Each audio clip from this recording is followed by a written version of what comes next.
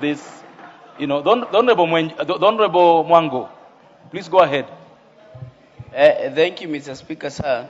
Inasmuch as the government side declares that they're supporting digital content creation and the new what they call the economy, the digital economy, I would want to ask my brother from Dagoretti North, through you, Chair, what are they doing to the restraints that are being put on digital content creators from Kenya not to enter Tanzania, the likes of Mjaka, Mfine, the other digital content creators that are venturing into Tanzania, and these people are being asked and they are being declared non-grantor to Tanzania. Thank you. What are you how are you addressing that issue? So it what matters when you are creating the digital economy. Thank you. All members, we are on clause 38 of the finance bill.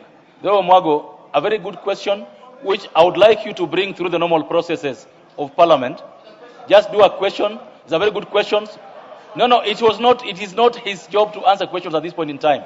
All members, I put the question that clause 38 be amended as proposed by the Chair of Finance Committee. As another opinion say aye. As another opinion say nay. Ayes have it. I now put the question that clause 38 as amended be part of the bill. Will as another opinion say aye? Those opinion say nay. Ayes have it. Clause 39. All members, I propose that clause 39 be part of the bill, Chairperson. And I want it to be a bit faster now. Yes, Honorable Chair, I beg to move that clause 39 be amended as per the order paper. Honorable Chairperson, this amendment relates to when you have been deregistered. You are as a taxpayer in terms of your PIN was deregistered, and you apply for reinstatement for your PIN, KRA should make a decision within 90 days. All members, that is self-explanatory. I propose the question that clause 39 be amended as proposed by the Chair. I put the question that clause 9 be amended as proposed by the Chair. As one opinion say aye. As one opinion say nay. Ayes have it. Members, I put the question therefore that clause 9 as amended be part of the bill. As one opinion say aye. As one opinion say nay. Ayes have it. Clause 40. All members, I propose the question that clause 40 be amended. Honorable Mwenje, what is the problem? That is per se. No, members, I propose the question that clause 40 be part of the bill. Honorable Chair, clause 40. Honorable Chair, I beg to move that clause 40 be amended as per the order paper. Honorable Chair, this is where we are exempting non-resident individuals, Honorable Speaker, when they are opening an account within financial institutions and investment banks, that we waive the requirement to have a PIN, a KRA PIN number, Honorable Speaker, because it may not necessarily be registered for tax in Kenya. All members, I propose the question that clause 40 be amended as proposed by the Chair. I put the question that clause 40 be amended as proposed by the Chair. As one of the opinion say aye. As one of the opinion say nay. Ayes have it. Members, I put the question therefore that clause 40 as amended be part of the bill. As one of the opinion say aye. As one of the opinion say nay. Ayes have it. Clause 41. All members, I propose the question that clause 41 be part of the bill. Honorable Chair, I beg to move that clause 41 be amended as per the order paper. Honorable Chairperson, as we recall, this clause 41 is where the commissioner may, the issue of what we call it pre-populated returns, or where they give you information, say you have earned this income and you're supposed to pay tax. Honorable Speaker, we realize that this would be very dangerous if KRA is not mandated to give you the source of the information. The doctrine of law say that no one should be self-incriminating, and the burden of proof should be on the commissioner. So now, therefore, this requirement is requiring the commissioner, when they do an assessment on you, they give you the source of the information, Honorable Speaker, and so that we're not. So members, I propose the question that clause 41 be amended as proposed by the Chair. I put the question that clause 41 be amended as proposed by the Chair. As one of the opinion say aye. As one of the opinion say nay. Ayes have it. Members, I put the question that clause 41 as amended be part of the bill. As one of the opinion say aye. As one of the opinion say nay. The ayes have it. Clause 42. Members, I propose that clause 42 be part of the bill. Honorable Chair, clause 42. Honorable Chairperson, I beg to move that clause 42 be amended as per the order paper. Honorable Chairperson, this amendment is just seeking to correct cross-reference errors and provide for taxpayers for administration actions safeguards, Honorable Speaker, as explained on 41 above. Honorable Member for Kirinyaga, what's out of order? I can clearly see clause 41A. Certainly, it cannot be clause 41. That is why there's a need to it. Order. This is how it works, Honorable Member. That at the committee, when you have a new clause like 41, a new clause like 41A, we finish all the clauses of the bill, then we come to the new ones, which we do a second reading on first Before you go to the committee. So that's okay. I think you needed that information and it's all right. Now, members, I propose the question that clause 42 be amended as proposed by the Chair of Finance Committee. I put the question that clause 42 be amended as proposed by the Chair of Finance Committee. As many of the opinion say aye. As many of the opinion say nay. The ayes have it. I now put the question that clause 42 was amended be part of the bill. Will as many of the opinion say aye. Will have those opinion say nay. The ayes have it. Clause 43. Members, I propose the question that clause 43 be part of the bill, and because there's no amendment, I put the question that clause 43 be part of the bill. Will as many of the opinion say aye? Will have those opinion say nay? The ayes have it. Clause 44. Members, I propose the question that clause 44 be part of the bill. Honorable Chair. Honorable Chair, I beg to move that clause 44 be amended as per the order paper, and this we are proposing a deletion of this particular clause, Honorable Speaker.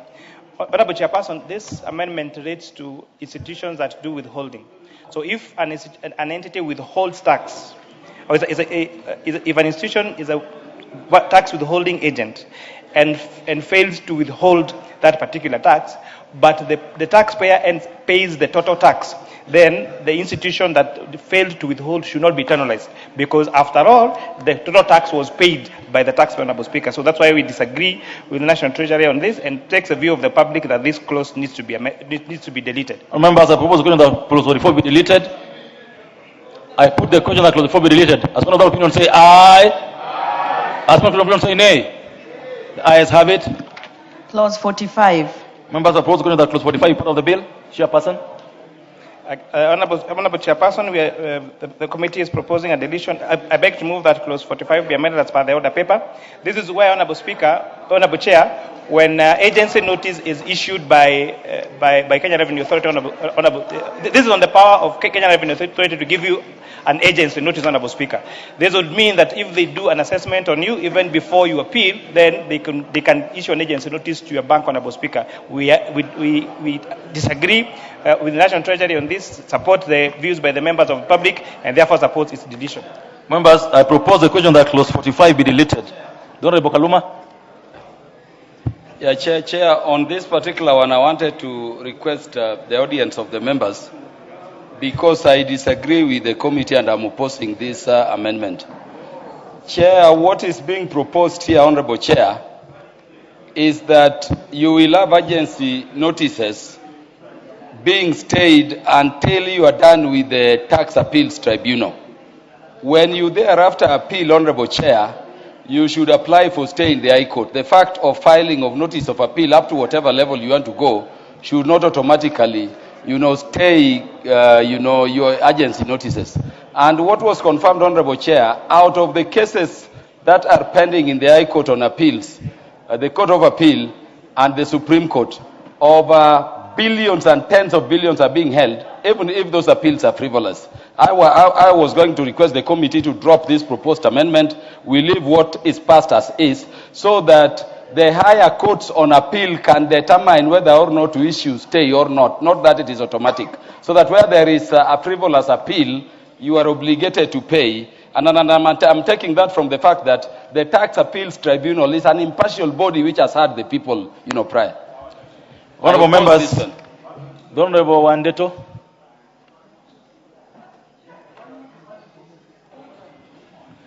Thank you, Chair. And I think this was a very bad proposal, and it is sad that the Cabinet Secretary for Treasury would even contemplate doing something that is very unconstitutional.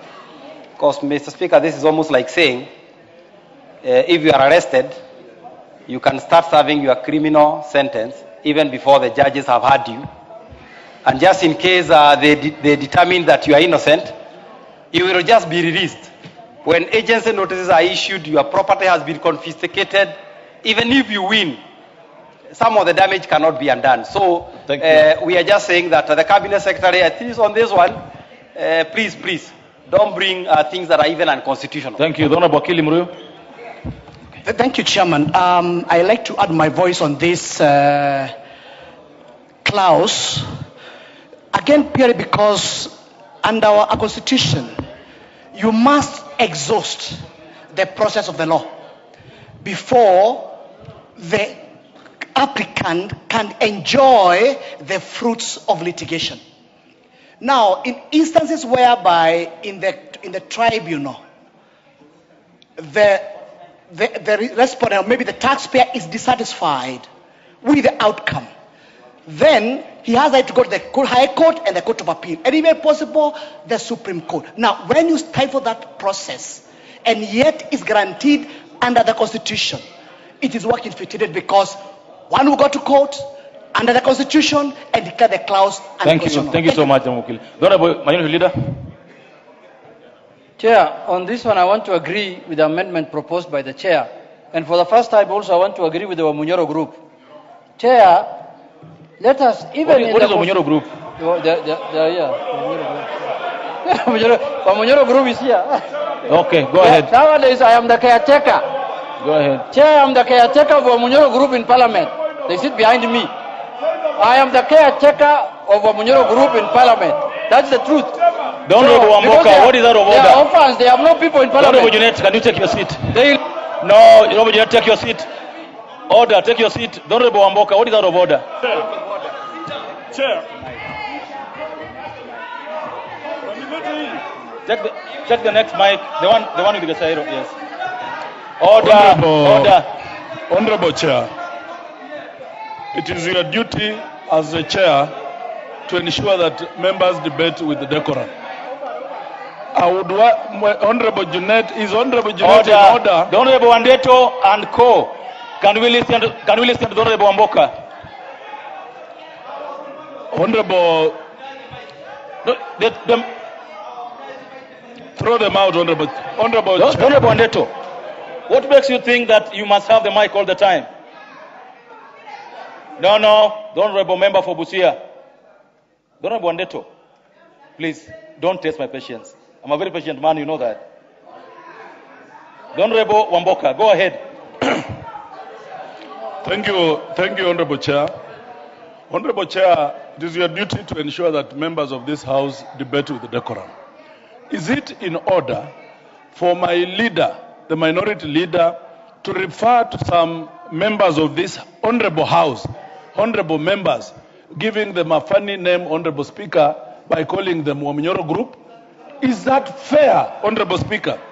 Is that fair? And can he withdraw and apologize, Honorable Speaker?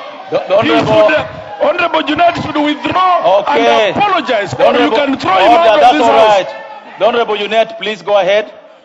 No. Order. The Honorable Junet, you have two options here. You will substantiate or withdraw. Mr. Speaker, the first and the truth is that Wamunyoro is a village in Kenya, found in Nyeri County, and it has a house where people meet and discuss things. So why are people running away from Wamunyoro in Parliament? This is a small group who behaves like a militia in Kenya that only talk to themselves and people who don't understand anything in Kenya, Mr. Speaker. Yeah, this is a militia group. Yeah. But Mr. Speaker, Chair, I want to say this on that amendment. That Chair, and I said I'm agreeing with them, because KRA can issue agencies, Chair, frivolously. So on this Wamunyoro issue, yes. Take your seat. Take your seat, Honorable Junet. Chair. Because this has to be clear. Take your seat. The honorable members who contributed, who are claiming to have been called wrongfully. Order. The Honorable Wakili Muriu and the Honorable Wandeto. Someone claims you belong to a Munyoro. Do you or do you not? Mr. Chairman, I'm in Parliament by the virtue of being a member of Parliament. Give the mic. For Gatanga constituency. Order. And my full Give name. the mic. Order. Don't ever, on this matter. On this order. On this matter. The members who are contributed on this matter on this side, who would claim not to be or to be, are the Honorable Wandeto and the Honorable Wakili Muriu. So it is for them to respond to this matter. Please go ahead. Mr. Speaker, two wrongs do not make it right. And Mr. Speaker, the fact is very simple. Unless now we deny our names, we say there is a Kasongo function and a Munyoro function, then we will be equal. I want to say our Munyoro and the Kasongo function. Okay. The Honorable Wandeto.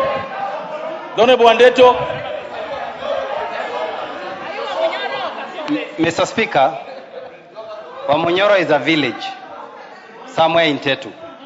So unless Junet substantiates what he means by Wamunyoro group, if he means people who associate with the former deputy president, yes, we proudly do associate with him, if that is his meaning.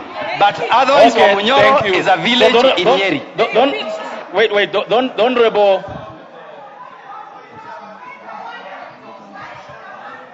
Don't rebel Kibagendi. Go ahead. Use this one. Use the next one. Okay. Yeah, that one is working. Honorable Chair, the regular vexatious points of order are not in any way adding value to the discourse we have. We need to make progress, and we need to ask the Linda Ruto group to stop constantly. Now, listen to yourself. Don't rebel Kibagendi. Listen to yourself. Order. Don't rebel Junet. Proceed on the business we had on the floor. Chair,